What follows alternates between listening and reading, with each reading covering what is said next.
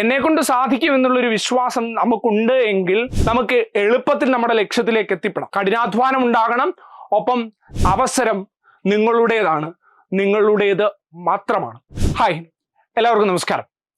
നമ്മൾ വീണ്ടും ചോദ്യങ്ങൾ എവിടെ നിന്ന് വരുന്നു, അല്ലെങ്കിൽ വരാൻ പോകുന്ന LDC, LGS പോലുള്ള പരീക്ഷകൾക്ക് ഓരോ വിഷയത്തിനും ഏത് മേഖലയ്ക്ക് കൂടുതൽ പ്രാധാന്യം കൊടുക്കണം, ഈ ഒരു അന്വേഷണത്തിലാണ്. ആ അന്വേഷണത്തിന്റെ ഭാഗമായിട്ട് 2021 LDC മെയിൻ എക്സാമിലെ ചരിത്രത്തിന്റെ ചോദ്യങ്ങളെ നമുക്കൊന്ന് പരിശോധിക്കാം. ഇവിടെ സിലബസ് പ്രകാരം ഹിസ്റ്ററി എന്ന് പറയുന്ന ആ ഒരു ഏരിയ വളരെ വലുതായിട്ട് കിടക്കുന്ന ഒരു ഭാഗമാണ്. ലോക ചരിത്രവും ഇന്ത്യ ചരിത്രവും കേരള ചരിത്രവും ഒക്കെ ആയിട്ട് ആകെ എണ്ണിച്ചുട്ട് അപ്പം പോലെ 5 മാർക്കാണ് നമുക്ക് കിട്ടുന്നത്. അപ്പൊ ഇതിൽ കൂടുതൽ ടൈം ഈ മേഖലയ്ക്ക് കൊടുക്കാതെ അതിൽ കുറച്ച് ഭാഗങ്ങൾ, പ്രത്യേകിച്ച് സ്കൂൾ പാഠപുസ്തകം ചോദ്യങ്ങൾ എവിടെ നിന്നാണ് വരുന്നത് അത് തിരിച്ചറിഞ്ഞ് ഒരു പഠനം നടത്തുക. അതിന് നിങ്ങളെ ഏറ്റവും നല്ല രീതിയിൽ സഹായിക്കുന്ന ഒരു ഘടകമായിരിക്കും ഈ പ്രീവിയസ് ഇയർ ചോദ്യപേപ്പറെ നമ്മളൊന്ന് അനലൈസ് ചെയ്യുന്നത്.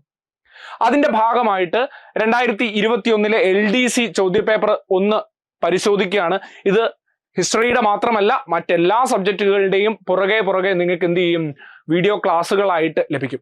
കൃത്യമായിട്ട് ഈ ഒരു കാര്യം മനസ്സിലാക്കുക.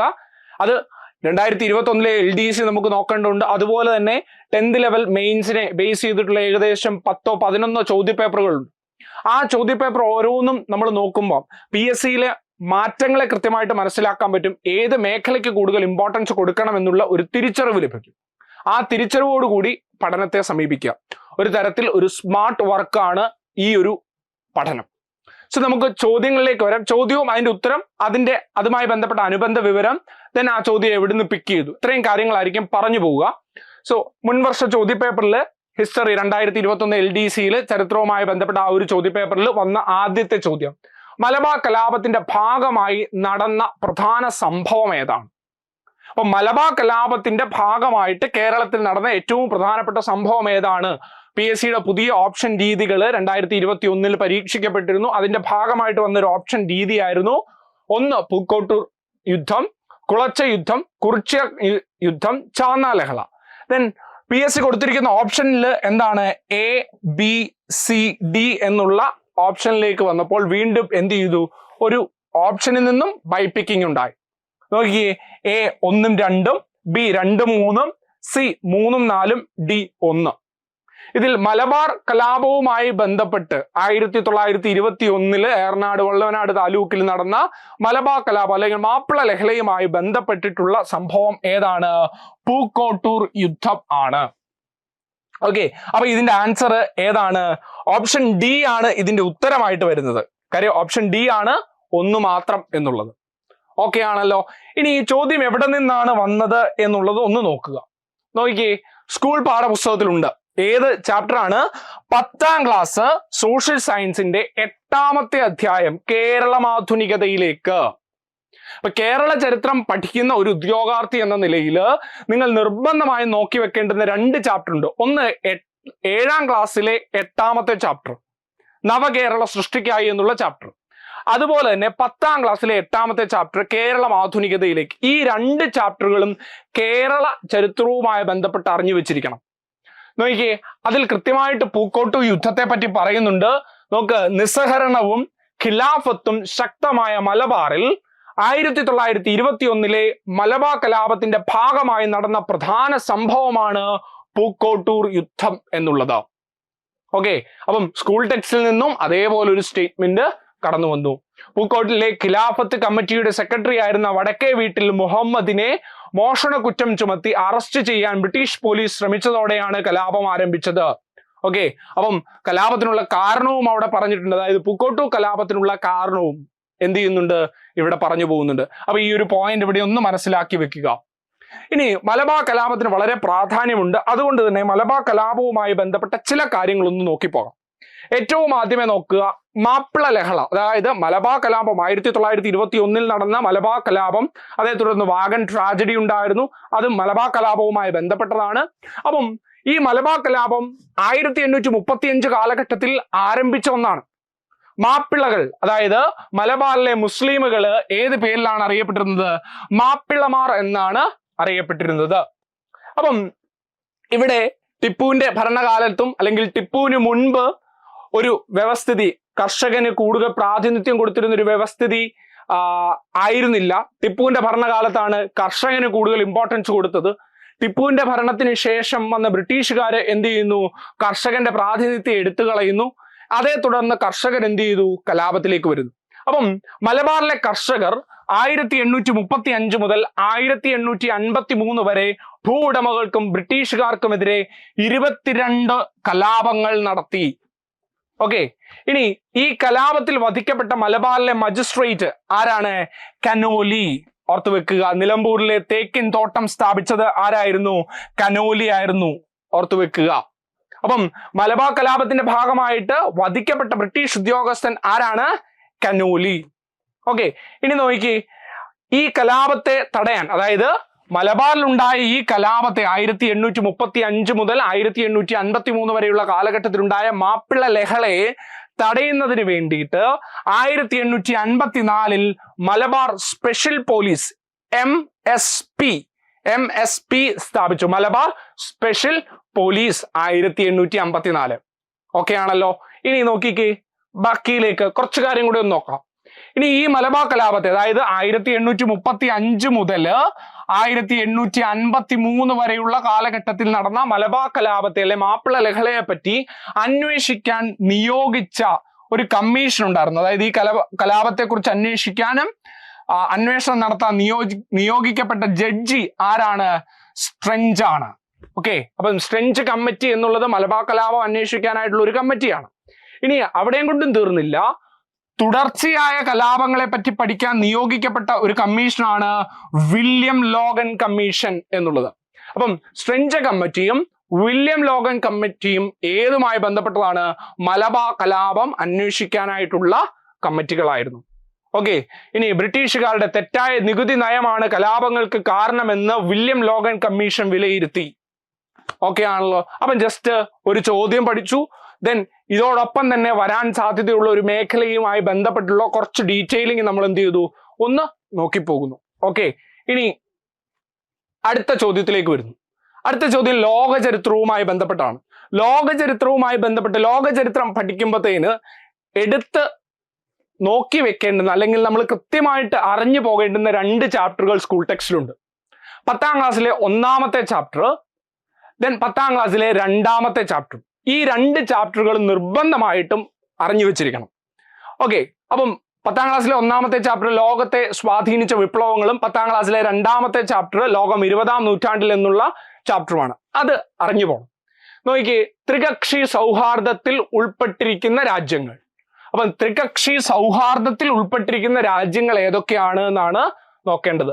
ജർമ്മനി, ആസ്ട്രിയ, ഹംഗറി, ഇറ്റലി എന്നിവയുണ്ട്. ദെൻ ഇംഗ്ലണ്ട്, ഫ്രാൻസ്, റഷ്യ ത്രികക്ഷി സൗഹാർദ്ദമാണ്. Okay, Germany, Italy, Japan, England, France, China. ഇവിടെയും ഓപ്ഷനിൽ A 1ഉം 2ഉം, B 2ഉം 3ഉം, C 2 മാത്രം, D 3ഉം 4ഉം. ഇവിടെയും ഉത്തരം ഏതാണ്? C 2 മാത്രം എന്നുള്ളതാണ്. ഓക്കെ, ഇനി ഇതിന്റെ ആൻസറിലേക്ക് വരാം. ഇതിന്റെ ആൻസറിലേക്ക് വരുമ്പോൾ ഇതും 10ാം ക്ലാസ് SCERT ചാപ്റ്റർ 2 ലോകം 20ാം നൂറ്റാണ്ടിൽ എന്നുള്ള ചാപ്റ്ററിൽ നിന്ന് എടുത്തതാണ്. നോക്കിക്കേ, ത്രികക്ഷി സഖ്യം, ത്രികക്ഷി സൗഹാർദ്ദം. ലോകത്തിൽ നടന്ന 1ാം ലോക മഹായുദ്ധം 1914 മുതൽ 1918 വരെയുള്ള കാലഘട്ടത്തിൽ 1ാം ലോക മഹായുദ്ധം നടന്നു. ഈ 1ാം ലോക മഹായുദ്ധത്തില് ആദ്യമായി എന്ത് ചെയ്താണ്? രഹസ്യധാരണയുടെ അടിസ്ഥാനത്തിൽ സൈനിക സഖ്യങ്ങൾ രൂപീകരിക്കപ്പെട്ടു. ആ സൈനിക സഖ്യങ്ങളിൽ 2 വിഭാഗം, 2 ചേരികളായി തിരിഞ്ഞുകൊണ്ട് ഒരു യുദ്ധം നടന്നതാണ് ലോകമഹായുദ്ധം എന്ന് പറയുന്നത്. അപ്പോൾ അങ്ങനെ തിരിഞ്ഞ 2 ചേരികളാണ് ഇവിടെ പറയുന്നത്. ഒന്ന് ത്രികക്ഷി സഖ്യവും മറ്റൊന്ന് ത്രികക്ഷി സൗഹാർദ്ദവും.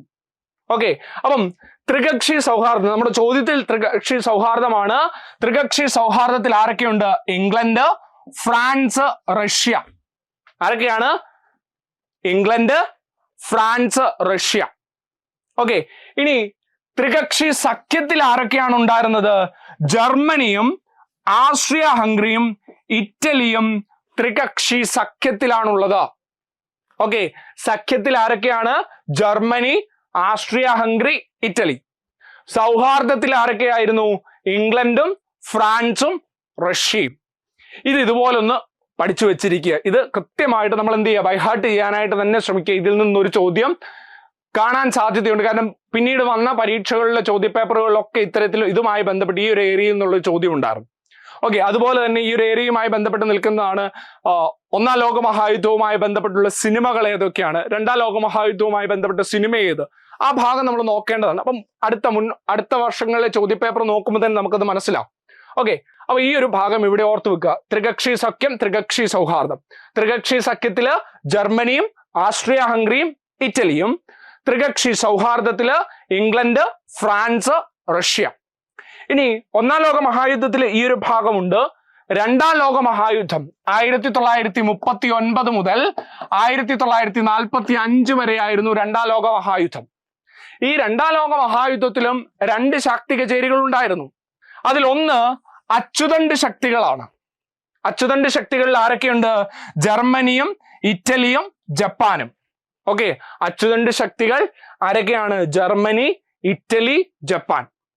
സഖ്യശക്തികൾ ആരൊക്കെയായിരുന്നു? ഇംഗ്ലണ്ടും ഫ്രാൻസും ചൈനയും. ഓക്കെ, സഖ്യശക്തികൾ ആരൊക്കെയാണ്? England, France, China. പിന്നീട് സോവിയറ്റ് യൂണിയനും അമേരിക്കയും സഖ്യശക്തികളോടൊപ്പം ചേർന്നു. ഓക്കെ, അപ്പൊ England means Britain, France, China, Soviet Union, America. Okay ആണല്ലോ. അച്ചുതണ്ട് ശക്തികൾ ജർമ്മനി, ഇറ്റലി, ജപ്പാൻ. ഓക്കെ, അപ്പൊ ഈ ഒരു ഏരിയയും എന്ത് ചെയ്യുക, അറിഞ്ഞു വെക്കുക. ത്രികക്ഷി സഖ്യം അറിയണം, ത്രികക്ഷി സൗഹാർദ്ദം അറിയണം, അച്ചുതണ്ട് ശക്തികളും സഖ്യശക്തികളും കൃത്യമായിട്ടൊന്ന് മനസ്സിലാക്കി പോവുക. ഓക്കെ ആണല്ലോ, ക്ലിയർ ആണേ. അടുത്ത ചോദ്യത്തിലേക്ക് വരുന്നു. അടുത്ത ചോദ്യം 2021 LDCയിൽ ചോദിച്ച 3ാമത്തെ ചോദ്യം. നിസ്സഹകരണ സമരത്തിന്റെ പ്രഖ്യാപിത ആശയങ്ങളിൽ ഉൾപ്പെടാത്തതേത്?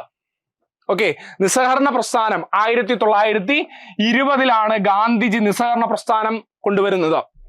ഗാന്ധിജിയുടെ നേതൃത്വത്തിൽ INC നടത്തിയ, ഇന്റർനാഷണൽ കോൺഗ്രസ് നടത്തിയ ആദ്യ ബഹുജന പ്രക്ഷോഭം. രണ്ടാമത്തേത് 1930 സിവിൽ നിയമലംഘന പ്രസ്ഥാനവും 1942 ക്വിറ്റ് ഇന്ത്യ പ്രസ്ഥാനവുമാണ്. ഓക്കെ ആണല്ലോ. അപ്പൊ ആദ്യ ബഹുജന പ്രക്ഷോഭം നിസ്സഹകരണ സമരമാണ്. നിസ്സഹകരണ സമരം പിൻവലിക്കാനായിട്ട് കാരണമായ സംഭവം ഏതാണ്? ചൗരി ചൗര സംഭവമാണ്. ഓക്കെ, ഇനി നോക്കിയേ, നിസ്സഹകരണ പ്രസ്ഥാനത്തിന്റെ ആശയങ്ങളിൽ പ്രഖ്യാപിത ആശയങ്ങൾ ഉൾപ്പെടാത്തത് ഏതൊക്കെയാണ്? ഒന്ന്, നികുതി നൽകാതിരിക്കുക. ഓക്കെ, നിസ്സഹകരണം എന്ന് പറഞ്ഞ ബ്രിട്ടീഷുകാരോട് സഹകരിക്കാതിരിക്കുക എന്നുള്ളതാണ്. സോ അന്ന് ഇന്ത്യ ഭരിച്ചിരുന്ന ബ്രിട്ടീഷ് ഭരണത്തിനോട് എന്താണ്, അവർക്ക് നികുതി കൊടുക്കാതിരിക്കുക. ഓക്കെ, അത് അതിന്റെ പ്രഖ്യാപിത ലക്ഷ്യമാണ്. തെരഞ്ഞെടുപ്പുകൾ ബഹിഷ്കരിക്കുക. ബഹിഷ്കരണം എന്നുള്ളത് ഏതിന്റെ ഭാഗമായിരുന്നു? നിസ്സഹകരണ പ്രസ്ഥാനത്തിന്റെ ഭാഗമായിരുന്നു. ഇനി കൃഷിയിടങ്ങൾ തരിശിടുക. ഗാന്ധിജി ഒരിക്കലും അദ്ദേഹത്തിന്റെ ആദ്യ പ്രക്ഷോഭ കാലയളവിൽ കൃഷിയെ നിരസിക്കാനായിട്ട് പറഞ്ഞിട്ടില്ല. ഓക്കെ, ഇനി ബ്രിട്ടീഷ് പുരസ്കാരങ്ങൾ തിരികെ കൊടുക്കുക. അതും നിസ്സഹകരണ പ്രസ്ഥാനത്തിന്റെ പ്രഖ്യാപിത ലക്ഷ്യമാണ്. അപ്പൊ ഇവിടെ ഉത്തരമായിട്ട് വരുന്നത് ഏതാണ്? സി ആണ്. നിസ്സഹകരണ പ്രസ്ഥാനത്തിന്റെ പ്രഖ്യാപിത ലക്ഷ്യത്തിൽ പെടാത്തതാണ് ഏത്? കൃഷിയിടങ്ങൾ തരിശിടുക എന്നുള്ളത്. ഓക്കെ, ഇനി ഈ ചോദ്യത്തിന്റെയും ആൻസർ എവിടെയുണ്ട്? SCERT സ്കൂൾ ടെക്സ്റ്റ് പാഠപുസ്തകത്തിലുണ്ട്. എവിടെ? 10ാം ക്ലാസ്സിലെ 6ാമത്തെ ചാപ്റ്റർ, സമരവും സ്വാതന്ത്ര്യവും എന്നുള്ള ഗാന്ധിജിയുമായി ബന്ധപ്പെട്ടിട്ടുള്ള ഈ ഒരു ചാപ്റ്ററിൽ എന്തുണ്ട്? നിസ്സഹകരണ സമരവുമായി ബന്ധപ്പെട്ട കാര്യങ്ങൾ പറയുന്നുണ്ട്. സമരവും സ്വാതന്ത്ര്യവും എന്നുള്ളതാണ് ചാപ്റ്ററിന്റെ പേര്. ഓക്കെ, ഈ ഒരു ചാപ്റ്ററും കൃത്യമായിട്ട് ഓർത്തു വെക്കണം. ഗാന്ധിജിയും സ്വാതന്ത്ര്യ സമരവും എന്നുള്ള 7ാം ക്ലാസ്സിലെ ചാപ്റ്ററും കൃത്യമായിട്ട് നമ്മൾ പഠിക്കേണ്ടതുണ്ട്. കാരണം മഹാത്മാഗാന്ധിജിയും ദേശീയ പ്രസ്ഥാനവും എന്നുള്ള ഒരു ഏരിയ കൃത്യമായിട്ട് സ്കൂൾ ടെക്സ്റ്റിൽ പറഞ്ഞു പോകുന്നുണ്ട്. അപ്പൊ നോക്കിയേ, നിസ്സഹകരണ സമരവും ഖിലാഫത്ത് പ്രസ്ഥാനവും, നിസ്സഹകരണ പ്രസ്ഥാനത്തിന്റെ പ്രഖ്യാപിത ലക്ഷ്യങ്ങൾ ഈ ഒരു ഡയഗ്രത്തിൽ കൊടുത്തിട്ടുണ്ട്. നോക്കിക്കേ, എന്തൊക്കെയാണ്? 1, വിദേശ വസ്ത്രങ്ങളെ ബഹിഷ്കരിക്കുക. ഓക്കെ ആണല്ലോ. 2, തെരഞ്ഞെടുപ്പുകൾ ബഹിഷ്കരിക്കുക, പറഞ്ഞിട്ടുണ്ട്, സ്റ്റേറ്റ്മെന്റിലുണ്ട്. 3, ബ്രിട്ടീഷ് പുരസ്കാരങ്ങൾ ബഹിഷ്കരിക്കുക. ബ്രിട്ടീഷ് പുരസ്കാരങ്ങൾ തിരികെ നൽകുക. രവീന്ദ്രനാഥ് ടാഗോർ സർ പദവിയും ഗാന്ധിജി അദ്ദേഹത്തിന് ലഭിച്ച കൈസർ-ഇ-ഹിന്ദും ഒക്കെ തിരികെ നൽകിയത് ഈ ഒരു കാലഘട്ടത്തിലാണ്. ഇനി നികുതി നൽകാതിരിക്കുക. ഓക്കെ, നികുതി എന്ത് ചെയ്യുക? നൽകാതിരിക്കുക. നികുതി കൃത്യമായിട്ട് കൊടുക്കരുത്. ഇനി വിദ്യാർത്ഥികൾ ഇംഗ്ലീഷ് വിദ്യാലയങ്ങൾ ബഹിഷ്കരിക്കുക. പിന്നെന്താണ്? വക്കീലന്മാർ കോടതിയെ ബഹിഷ്കരിക്കുക. ഇവയൊക്കെ നിസ്സഹകരണ പ്രസ്ഥാനത്തിന്റെ പ്രഖ്യാപിത ലക്ഷ്യങ്ങളായിരുന്നു. എന്താണ്? വിദേശ വസ്ത്രങ്ങളെ ബഹിഷ്കരിക്കുക, തെരഞ്ഞെടുപ്പ് ബഹിഷ്കരിക്കുക, ബ്രിട്ടീഷ് പുരസ്കാരങ്ങൾ തിരികെ നൽകുക, നികുതി നൽകാതിരിക്കുക, ഇനി ഇംഗ്ലീഷ് വിദ്യാലയങ്ങൾ വിദ്യാർത്ഥികൾ ബഹിഷ്കരിക്കുക, വക്കീലന്മാർ കോടതിയെ ബഹിഷ്കരിക്കുക. ഇത് നിസ്സഹകരണ പ്രസ്ഥാനത്തിന്റെ എന്താണ്? പ്രഖ്യാപിത ലക്ഷ്യങ്ങളാണ്. കൃത്യമായിട്ട് അവിടെ ബാക്കി സ്റ്റേറ്റ്മെന്റ്. ഗാന്ധിജിയുടെ നേതൃത്വത്തിൽ ഇന്ത്യൻ നാഷണൽ കോൺഗ്രസ് നടത്തിയ ആദ്യത്തെ ദേശീയ പ്രക്ഷോഭമാണ് നിസ്സഹകരണ പ്രസ്ഥാനം. റൗലറ്റ് വിരുദ്ധ സമരം നൽകിയ ആത്മവിശ്വാസം ബ്രിട്ടീഷ് ഭരണത്തോട് നിസ്സഹകരണം പ്രഖ്യാപിക്കാൻ ഗാന്ധിജിയെ പ്രേരിപ്പിച്ചു. നിസ്സഹകരണ പ്രസ്ഥാനത്തിന്റെ സവിശേഷതകളെയാണ് പറയുന്നത്. സവിശേഷതകൾ, അതുപോലെ അതിന്റെ പ്രഖ്യാപിത ലക്ഷ്യങ്ങൾ. ഇനി ഗാന്ധിജിയുടെ ആഹ്വാനം അനുസരിച്ച് ചില ജനങ്ങൾ, ഇന്ത്യയിലെ ജനങ്ങൾ ഗാന്ധിജിയുടെ ആഹ്വാനം സ്വീകരിച്ചതിന്റെ ചില ഉദാഹരണങ്ങളാണ്. ഈ ഉദാഹരണങ്ങളൂടെ ഒന്ന് നോക്കി വെക്കുക. അവധിലെ കർഷകർ നികുതി നൽകാൻ വിസമ്മതിച്ചു. വടക്കൻ ആന്ധ്രയിലെ ഗിരിവർഗക്കാർ വിനിമയ നിയമം ലംഘിച്ച് വനത്തിനുള്ളിൽ പ്രവേശിക്കുകയും ഉൽപ്പന്നങ്ങൾ ശേഖരിക്കുകയും ചെയ്തു. ഉത്തർപ്രദേശിലെ കർഷകർ കോളനി ഉദ്യോഗസ്ഥരുടെ ചുമടുകൾ എടുക്കാൻ വിസമ്മതിച്ചു. ഇനി തൊഴിലാളികൾ പണിമുടക്കി, വക്കീലന്മാർ കോടതിയിൽ പോകാൻ വിസമ്മതിച്ചു. വിദ്യാർത്ഥികൾ ബ്രിട്ടീഷ് സർക്കാരിന്റെ സ്കൂളുകളും കോളേജും ഉപേക്ഷിച്ചു. സ്ത്രീകളടക്കമുള്ള ജനങ്ങൾ വിദേശ വസ്ത്രങ്ങൾ പൊതുനിരത്തിൽ കൂട്ടിയിട്ട് കത്തിച്ചു. അപ്പം വിദേശ വസ്ത്രങ്ങളെ സ്ത്രീകൾ കത്തിച്ചതും ഏതിന്റെ ഭാഗമായിരുന്നു? നിസ്സഹകരണ സമരത്തിന്റെ ഭാഗമായിരുന്നു. ഓക്കെ ആണല്ലോ. ഇനി ഇവിടെ നമ്മൾ കുറച്ച് ബഹിഷ്കരിക്കുവാനായിട്ടുള്ള ആഹ്വാനങ്ങളൊക്കെ പറഞ്ഞു. നിസ്സഹകരണ പ്രസ്ഥാനത്തിന് അതിന്റെ ആശയങ്ങളിൽ രണ്ട് തലങ്ങൾ ഉണ്ടായിരുന്നു. ഒന്ന് ബഹിഷ്കരണം എന്നുള്ള ആശയവും മറ്റൊന്ന് ക്രിയാത്മകമായ ആശയവും, കൺസ്ട്രക്റ്റീവ് ആയിട്ടുള്ള മെത്തേഡും അവർ സ്വീകരിച്ചിരുന്നു. അതായത് വിദ്യാർത്ഥികളോട് വിദ്യാലയങ്ങൾ ബഹിഷ്കരിക്കാൻ പറഞ്ഞപ്പോൾ, അല്ലെങ്കിൽ വിദേശ വസ്ത്രങ്ങൾ ബഹിഷ്കരിക്കാൻ പറയുമ്പോൾ അതിന് പകരമായിട്ട് ഒരു ഓൾട്ടർനേറ്റീവ് അവർ കണ്ടെത്തിയിരുന്നു. അങ്ങനെ ദേശീയ പ്രാതിനിധ്യമുള്ള വിദ്യാലയങ്ങൾ സ്ഥാപിക്കാനായിട്ട് നിസ്സഹകരണ പ്രസ്ഥാനത്തിന്റെ കാലഘട്ടത്തിൽ പ്രവർത്തകർ ശ്രമിച്ചു. അതിന്റെ ഭാഗമായിട്ട് ചില സ്കൂളുകൾ, കോളേജുകളൊക്കെ സ്ഥാപിക്കപ്പെട്ടിരുന്നു. സോ അതും സ്കൂൾ ടെക്സ്റ്റിൽ പറയുന്നുണ്ട്. ബഹിഷ്കരണത്തിനോടൊപ്പം നിർമ്മാണ പ്രവർത്തനങ്ങൾക്ക് ഗാന്ധിജി ആഹ്വാനം നൽകി. ഇതേ തുടർന്ന് ജനങ്ങൾ തദ്ദേശീയമായ ഉൽപ്പന്നങ്ങൾ നിർമ്മിക്കുകയും ചർക്കയിൽ നൂൽ നൂറ്റ് ഖാദി വസ്ത്രങ്ങൾ നെയ്യുകയും ദേശീയ വിദ്യാലയങ്ങൾ ആരംഭിക്കുകയും ഹിന്ദി പ്രചരിപ്പിക്കുകയും ചെയ്തു. ഐത്തോച്ചാടന പ്രവർത്തനങ്ങളും അതിന്റെ ഭാഗമായിരുന്നു. അക്കാലത്ത് സ്ഥാപിക്കപ്പെട്ട ദേശീയ വിദ്യാലയങ്ങൾക്ക് ഉദാഹരണമാണ് കാശി വിദ്യാപീഠവും ഗുജറാത്ത് വിദ്യാപീഠവും ജാമിയ മിലിയ ഇസ്ലാമിയ തുടങ്ങിയവയും ഒക്കെ തന്നെ ഏതിന് കാരണമായി? ഈ നിസ്സഹകരണ പ്രസ്ഥാനത്തിന്റെ കാലയളവിൽ ഉയർന്നു വന്ന വിദ്യാലയങ്ങളാണ്. അപ്പം നിസ്സഹകരണ പ്രസ്ഥാനം ഒരിക്കലും ഒരു ബഹിഷ്കരണം മാത്രമായിരുന്നില്ല. അവിടെ കൺസ്ട്രക്റ്റീവ് ആയിട്ടുള്ള ആശയങ്ങൾ, നിർമ്മാണ പ്രവർത്തനങ്ങൾ നടന്നിരുന്നു. ഓക്കെ ആണല്ലോ. അപ്പൊ നിസ്സഹകരണ പ്രസ്ഥാനവുമായി ബന്ധപ്പെട്ട് അല്ലെങ്കിൽ ഗാന്ധിജിയുടെ സമരങ്ങളുമായി ബന്ധപ്പെട്ട ആ ചാപ്റ്ററുകൾക്ക് വളരെ ഇമ്പോർട്ടന്റ് ഉണ്ട്. അത് കൃത്യമായിട്ട് മനസ്സിലാക്കി പോവുക. ഇനി അടുത്ത ചോദ്യത്തിലേക്ക് വരുന്നു. നിബന്ധമാല എന്ന ദേശീയ അഭിമാന ബോധം തുളുമ്പുന്ന കൃതി ഏത് ഭാഷയിൽ രചിക്കപ്പെട്ടതാണ്? ഓക്കെ, അപ്പം ഇത് മറാത്തി ഭാഷയാണ് അതിന്റെ ഉത്തരമായിട്ട് വരുന്നത്. ഈ ചോദ്യം എവിടെ നിന്ന് തന്നെയാണ്? സ്കൂൾ ടെക്സ്റ്റിൽ നിന്ന് തന്നെയാണ്. സ്കൂൾ ടെക്സ്റ്റില് 10ാം ക്ലാസ്സിലെ 5ാമത്തെ ചാപ്റ്റർ സമരവും സംസ്കാരവും ദേശീയതയും എന്നുള്ള ചാപ്റ്റർ, സംസ്കാരവും ദേശീയതയും എന്നുള്ള ചാപ്റ്ററിൽ നിന്നാണ് ഈ ഒരു ഭാഗവും എടുത്തിരിക്കുന്നത്. അവിടെ കൃത്യമായിട്ട് ഓരോ കൃതിയും അതിന്റെ എഴുത്തുകാരും അത് ഏത് ഭാഷയിലാണ് എന്നുള്ള ഒരു ടേബിൾ കൊടുത്തിട്ടുണ്ട്. ഇത് വളരെ വളരെ പ്രാധാന്യം, മുന്നോട്ട് വന്നിരിക്കുന്ന മറ്റു പരീക്ഷകളുടെ ചോദ്യപേപ്പറുകളിലൊക്കെ ഈ ഒരു ഏരിയ കണ്ടുവന്നിട്ടുണ്ട്. നോക്കിക്കേ, ഗീതാഞ്ജലി ഏറ്റവും ഇമ്പോർട്ടന്റ് ആയിട്ടുള്ള മാത്രം ഒന്ന് എടുത്ത് പറയുന്നു. ഗീതാഞ്ജലി രവീന്ദ്രനാഥ് ടാഗോറിൻ്റെതാണ്, ബംഗാളി ഭാഷയിലാണ്. പിന്നെ സേവാദാസൻ, പ്രേമാശ്രമം, രംഗഭൂമി എന്നിവ ആരുടേതാണ്? പ്രേംജിത്തിൻ്റെതാണ്, ഹിന്ദി ഭാഷ. സുബ്രഹ്മണ്യ ഭാരതിയുടേതാണ് പാഞ്ചാലി ശബ്ദം, കളിപ്പാട്ട്, കണ്ണൻ പാട്ട്, കുയിൽ പാട്ട് എന്നിവ ആരുടേതാണ്? സുബ്രഹ്മണ്യ ഭാരതിയുടെ തമിഴിലാണ്, തമിഴ് ഭാഷയിൽ എഴുതിയ കൃതികളാണ്. ഇനി അടുത്തത് നോക്കിക്കേ, ഹയാത്തി ജാദിയും ഹയാത്തി ജവീദും ആരുടെയാണ്? അൽതാഫ് ഹുസൈൻ ഹാലി ഉറുദു ഭാഷയിൽ എഴുതിയതാണ്. നിബാന്ധമാല വിഷ്ണു കൃഷ്ണ ചിപ്ലുങ്കർ ഏത് ഭാഷയിൽ? മറാത്തി ഭാഷയിൽ എഴുതിയതാണ്. അതുപോലെ തന്നെ എന്റെ ഗുരുനാഥൻ ബാപ്പുജി, ഇന്ത്യയുടെ കരച്ചിൽ വള്ളത്തോൾ നാരായണ മേനോന്റെ മലയാള ഭാഷയിലെ കൃതികളാണ്. അപ്പൊ ഇത് കൃത്യമായിട്ട് ഒന്ന് അറിയേണ്ടതുണ്ട്. അപ്പൊ ആ ഒരു ടേബിൾ, അപ്പം സ്കൂൾ ടെക്സ്റ്റ് ചാപ്റ്ററുകളിൽ നിന്നാണ് ചോദ്യങ്ങൾ കടന്നു വരുന്നത്. ആ ഒരു ഏരിയ നമ്മൾ എന്ത് ചെയ്യണം? അത് നമ്മുടെ ബേസ് ആണ്. ആ ബേസ് കൃത്യമായിട്ട് എന്ത് ചെയ്യണം? നമ്മൾ ഉറപ്പിക്കണം.